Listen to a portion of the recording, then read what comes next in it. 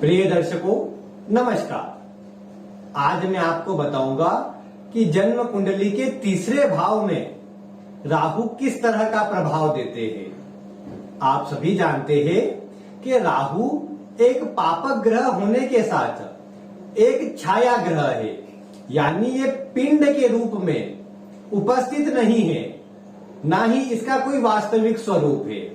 ये जिस ग्रह के साथ में और जिस ग्रह की राशि में बैठता है वैसे अपने प्रभाव को प्रदर्शित कर लेता है और वैसा ही स्वरूप बनाकर अपना परिणाम प्रदान करता है। अब ऐसे में कुंडली के तीसरे भाव में जहां पर राहु कारक होते हैं और अपना शुभ परिणाम देते हैं, ऐसे में आपकी कुंडली के तीसरे भाव में राहु बैठ करके आपको कैसा परिणाम देंगे और साथ ही विभिन्न ज्योतिष के मर्मज्ञ ऋषियों का इस राहु के तीसरे भाव में बैठने पर क्या मत है, यह भी मैं आपको बताने वाला हूं। इसलिए वीडियो बहुत रोचक होने वाली है, आप इसके साथ अंत तक अवश्य जुड़े रहें। और एक प्रमुख बात कि अगर आप चैनल पर नए हो तो इसे सब्सक्राइब करना बिल्कुल भी ना भूलें। और अगर आप मुझसे किसी प्रकार का ज्योतिषीय परामर्श चाहते हैं तो दिए गए नंबर पर आप सीधे व्हाट्सएप पर ही संपर्क करें। वहीं पर आपको आगे शुल्क और समय आदि की जानकारी मिल जाएगी। अब आइए बिना विलंब किए बढ़ते हैं आज की विषय की ओर। जन्म कुंडली का तीसरा भाव आपके पराक्रम को, आपके शौर्य को प्रदर्शित करता है। राहु भी एक पापक ग्रह के रूप में देखे जाते हैं। अब ऐसे में कुंडली के तीसरे भाव में पापक ग्रह का होना विशेष शुभ फल देने वाला कहा गया है। और ज्योतिष के जितने भी मर्मज्ञ ऋषि है, सभी का अगर मैं आपको निचोड़ बताऊं तो वो यही है कि सभी का कहना है कि यहाँ पर राहु निसंदेह अच्छा परिणाम देने वाले हैं, शुभ फल प्रदाता बनते हैं। विशेषकर किस क्षेत्र में? ऐसा व्यक्ति विशेष पराक्रम युक्त होता है, पराक्रमी होता है। और विशेषकर ज्योतिष के जितने भी रचनाकार हैं, उन्होंने ये कहा है कि ऐसे व्यक्ति हाथी और सिंह के समान पराक्रमी होते हैं, या ये कह सकते हैं कि हाथी और सिंह जितनी ताकत इनके शरीर में होती है। कहने का मतलब यही है कि ऐसे व्यक्ति जो कार्य को ठान ले, अपनी मेहनत और पराक्रम से उसे पूर्ण करके दम लेते हैं।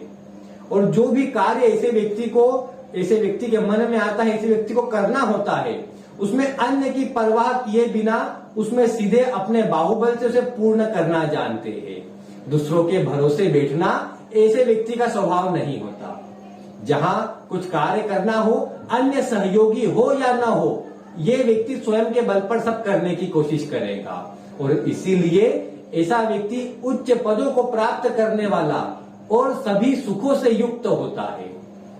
निश्चित ही अब जो आपका कुंडली का तीसरा भाव है, ये अष्टम से अष्टम पड़ता है। और इसके कारण कुंडली के तीसरे भाव में जब भी राहु बैठेंगे तो ये राहु आपके जीवन में संघर्ष को बढ़ा देंगे। और प्रायः देखने को मिलता है कि ऐसे व्यक्ति को अपने जीवन काल में संघर्ष का सामना अधिक करना पड़ता है।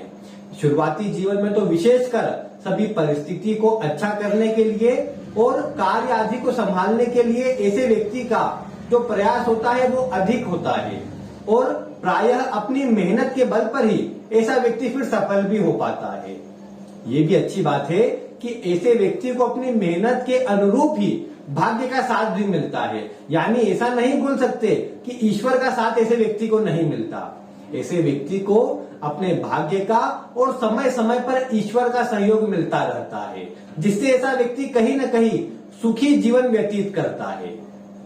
एक और प्रमुख बात कि सभी ज्योतिष के मर्मज्ञ ऋषियों का कहना है, विशेषकर महेश ढूंढीराज और खान खाना का तो विशेष रूप से कहना है कि ऐसा व्यक्ति पूरे विश्व के जितने भी लोग हैं उनको अपना भाई समझता है और अन्य में किसी प्रकार का भेदभाव नहीं करता। कहने का मतलब क्या है? कहने का मतलब है कि ऐसा व्यक्ति सभी की सहायता के लिए आतुर रहता है। जो इसके पास आता है उसे निराश ऐसा व्यक्ति नहीं करता। उसकी सहायता जिस भी तरह से हो जाए, ऐसा व्यक्ति करने का प्रयास करेगा। और ऐसा भी नहीं कि उसमें ऊंच नीच या जाति आदि का भेदभाव करे, जिसे सहायता चाहिए उसकी सहायता करेगा, यानी एक भाई की तरह उससे व्यवहार करेगा, सभी से अपने व्यवहार को अच्छा बनाए रखेगा। और छोटा व्यक्ति क्यों ना हो, उसकी सहायता तो करेगा ही, साथ में उसे मान सम्मान भी प्रदान करेगा, उसका अपमान नहीं करेगा। और अपनी मर्यादाओं में रहकर सभी परिस्थिति के अनुसार ऐसा व्यक्ति कार्य करता है। तो ये बात यहाँ सभी ने अच्छी कही है। ये व्यक्ति के विनम्र और उदार स्वभाव को बताता है कि ऐसा व्यक्ति विनम्र होगा, उदार होगा और सभी की सहायता करेगा। हालांकि एक बात ये भी है कि तीसरे भाव में राहु हो तो अन्य का सहयोग नहीं मिलता।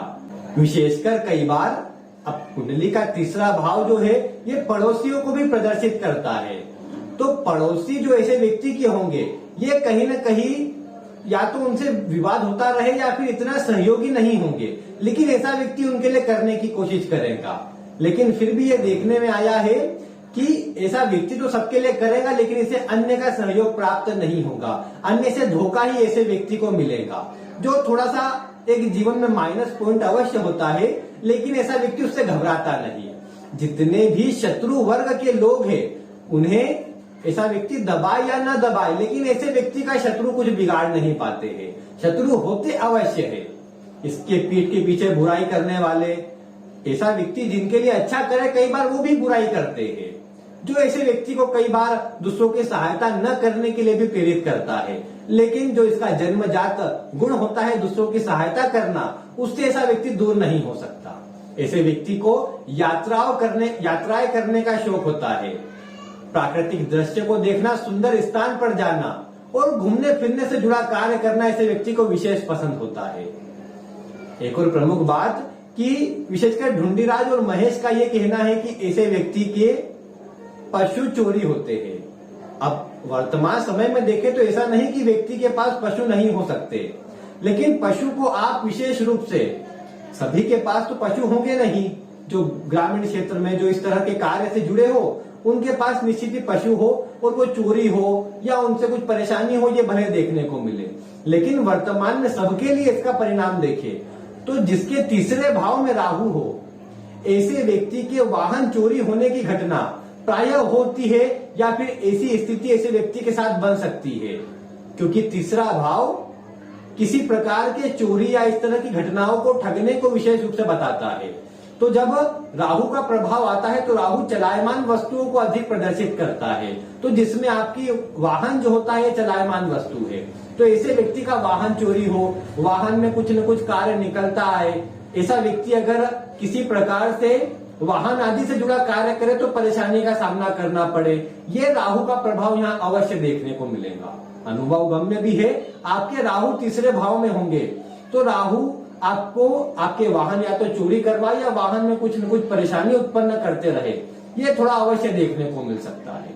लेकिन फिर भी अन्य सभी जीवन के क्षेत्रों में राहु के प्रभाव को यहाँ अच्छा कहा है। तीसरा भाव सोशल मीडिया या मीडिया से जुड़े सेक्टर को भी बताता है और आपकी भाषा शक्ति को, भाषण देने की क्षमता को भी प्रदर्शित करता है। तो ऐसा व्यक्ति वाद विवाद में सभी से विजय प्राप्त करेगा, ये बात पक्की है। चतुर चालाक होगा, हाजिर जवाब होगा, यानी परिस्थिति के अनुसार सीधे मुंह पर उत्तर कैसे दे, ऐसे व्यक्ति से अच्छा कोई नहीं जानता। बुध के जो अच्छे गुण हैं वो ऐसे व्यक्ति के अंदर अवश्य देखने को मिलेंगे, और ऊपर से बुध भी मजबूत हो जाए तो फिर ये राहु का परिणाम बहुत अच्छा हो जाएगा, और ऐसा व्यक्ति वाणी से ही अपने सभी कार्य पूरे करवाएगा। और मैनेजमेंट क्षमता भी फिर ये राहु ऐसे व्यक्ति की तीव्र और बुद्धि भी ऐसे व्यक्ति की तीव्र कर देगा, जो कहीं ना कहीं ऐसे व्यक्ति को आगे बढ़ाने में सक्षम होंगी। ये राहु विशेषकर वैवाहिक जीवन में थोड़े तालमेल को कमजोर करते हैं, भाग्य का पूर्ण साथ दिलाते हैं, और ऐसा व्यक्ति अपनी मेहनत से अच्छा धन अर्जित करता है। जन्म स्थान से प्रायः ऐसा व्यक्ति दूर रहता है, परदेशवासी ऐसा व्यक्ति होता है, या जो भी कार्य करे उसके लिए भागदौड़ थोड़ी करनी पड़ती है, या स्थिर एक जगह बैठ करके कार्य प्रायः ऐसा व्यक्ति कम करता देखा गया है। और लाभ भाव पर राहु की दृष्टि व्यक्ति किसी भी प्रकार से अच्छा धन अर्जित करना चाहता है, धन को बचाना भी चाहता है और अपने सुखों पर खर्च भी करना चाहता है। तो यहाँ पर कह सकते हैं कि तीसरे भाव में राहु हो तो सभी प्रकार के शुभ फल ही देखने को मिलते हैं। अब ये अलग बात है कि राहु के साथ चंद्रमा हो जाए, कोई अशुभ दोष यहाँ उत्पन्न हो जाए तो फिर परेशानी उत्पन्न जरूर हो, लेकिन इसके अतिरिक्त राहु का यहाँ परिणाम अच्छा है। अब एक ही बात यहाँ कमजोर है कि ऐसे व्यक्ति के अपने भाई के साथ संबंध प्राय अच्छे नहीं होते। अब इसमें विशेष रूप से देखा जाए तो मैं बता चुका हूं कि ऐसा व्यक्ति सबसे भाई के समान व्यवहार करता है, तो जो दूसरों के साथ भाई के जैसा व्यवहार करता है, क्या उसके अपने भाई के साथ व्यवहार कमजोर हो सकते हैं? जवाब है ना। यहाँ पर परेशानी किस ओर से होती है? सामने वाले भाई की ओर से। अब वो कारण कुछ भी बने, परिस्थिति कैसी भी क्यों ना बने, लेकिन तीसरे भाव में राहु हो तो भाइयों के बीच विशेष मतभेद को ये उत्पन्न करता है और कहीं ना कहीं कमजोर परिणाम देखने को मिलता है। अब आपको जो मैंने बातें बताई है अपने जीवन पर किस प्रकार और कितनी मिलती नजर आ रही है, ये आप वीडियो में कमेंट करके बता सकते हैं। निश्चित ही राहु का परिणाम तीसरे भाव में होकर के प्राय अच्छा ही मिलता है, और जितनी मजबूत अवस्था में अपने मित्रों के लग्न में या मित्रों की राशि में ये राहु बैठे हैं तो निसंदेह आपको अच्छा परिणाम देंगे, और फिर जीवन में जो भी आपको सुख सुविधा चाहिए वो देने में ही आगे बढ़ेंगे। तो इसीलिए आपके राहु तीसरे भाव में है तो ये अच्छा परिणाम है। आप ईमानदारी के कर्मों से और शुभ कर्मों से जुड़े रहेंगे, उतना अधिक ये राहु का फल बढ़ेगा, और आप अच्छी तरह से अपने जीवन में धन भी ऐसा अर्जित करेंगे जिसका दीर्घ काल तक आप उपयोग कर पाएंगे। तो इसे एक बात का ध्यान रखें, दूसरों की सहायता करने का गुण है वो करते रहे। और वीडियो पसंद आई हो तो इसे लाइक करने के साथ ही अन्य लोगों तक शेयर करना बिल्कुल भी ना भूलें, और चैनल को अभी तक सब्सक्राइब नहीं किया है तो अवश्य ही कर लीजिए। मिलते हैं फिर किसी ऐसी ही रोचक वीडियो के साथ। वीडियो देखने के लिए आपका बहुत बहुत धन्यवाद।